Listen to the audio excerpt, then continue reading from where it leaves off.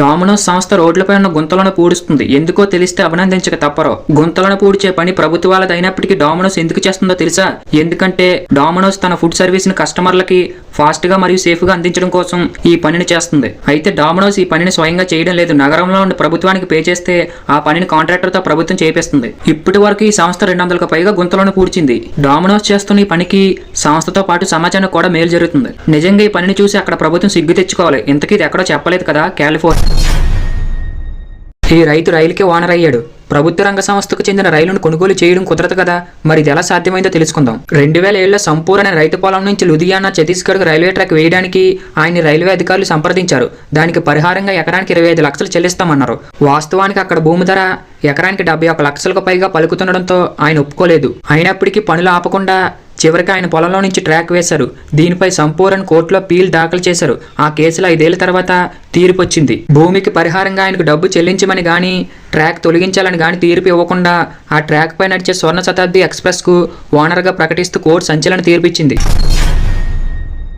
మీరు ఇప్పటి వరకు మనుషుల కోసం మాత్రమే బ్రిడ్జి నిర్మించడం చూశారు, కానీ ఆస్ట్రేలియా గవర్నమెంట్ మొదటిసారి పీతల కోసం బ్రిడ్జి నిర్మించింది. ఆస్ట్రేలియాలో ఉన్న క్రిస్మస్ ఐలాండ్లో ఎర్రపీతల మీటింగ్ సమయంలో ప్రతి సంవత్సరం కొన్ని మిలియన్స్ ఆఫ్ క్రాబ్స్ ఇలా రోడ్డును దాటుతున్నాయి. కానీ ఆ సమయంలో వాహనాల క్రింద పడి ప్రాణాలు కోల్పోతున్నాయి. దీనికి పరిష్కారంగా అక్కడ ప్రభుత్వం వాటి కోసం ఇలాంటి బ్రిడ్జెస్ నిర్మించింది.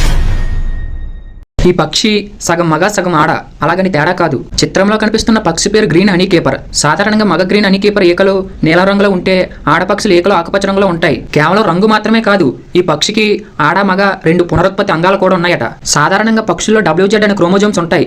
WZ క్రోమోజోమ్తో ఆడపక్షి పుడితే WZ తో మగపక్షి పుడుతుంది. అయితే డబుల్ ఫెర్టిలైజేషన్ జరిగినప్పుడు పుట్టే పక్షి ఇలా మగ ఆడ లక్షణాలతో ఉంటుందట. గత 100 ఏళ్లలో ఈ అరుదైన పక్షి కనిపించడం రెండోసారని న్యూజిలాండ్ శాస్త్రవేత్తలు చెబుతున్నారు. తేనెటీగలు మనుషులను కుట్టాక చనిపోతున్నాయి. అయితే అవి చనిపోయే ముందు మీ ఫేస్ను వాటి ఫేస్ రికగ్నైజేషన్ డేటాలో సేవ్ చేసుకుంటున్నాయి. తేనెటీగలు ఎప్పుడైనా కుట్టాయి అంటే అది వాటికి ప్రమాదం ఉందని భావించినప్పుడు మాత్రమే. అయితే అవి మనుషులను కుట్టే సమయంలో వాటి సూది మన చర్మంలో ఉండిపోతుంది. ఆ సూదిని బయటికి లాగే క్రమంలో సూది ఇరిగిపోయి తేనెటీగ పొట్టలో ఉండే భాగాలు బయటకు వచ్చేస్తాయి. దీంతో కొద్దిసేపటికే తేనెటీగ చనిపోతుంది. అయితే తేనెటీగ కుట్టడానికి మిమ్మల్ని గుర్తుపెట్టుకుంటుంది. మీరు ఎప్పుడైతే వాటికి హాని చేస్తారో మీరు అప్పుడు వాటికి రిజిస్టర్ అవుతారు. తరువాత మీరు 100 మందిలో దాగున్నా గుర్తుపెట్టుకుని వచ్చి కొడుతుంది. మరి మీరు ఎప్పుడైనా వాటి డేటాలో రిజిస్టర్ అయ్యారా? అయి ఉంటే కామెంట్ చేయండి. చల్లగా ఉన్నప్పుడు వేడివేడిగా మొక్కజొన్న కంకి తింటే బాగుంటుంది, కానీ ఆ కంకిని కాల్చిన బొగ్గుని తింటే ఎలా ఉంటుంది? చిచ్చి, అలా ఎవరైనా చేస్తారని మీరు అడగొచ్చు. కానీ ఏనుగులు వీటిని ఇష్టంగా తింటాయి. అయితే అసలు అవి ఎందుకు వాటిని తింటాయో చూద్దాం.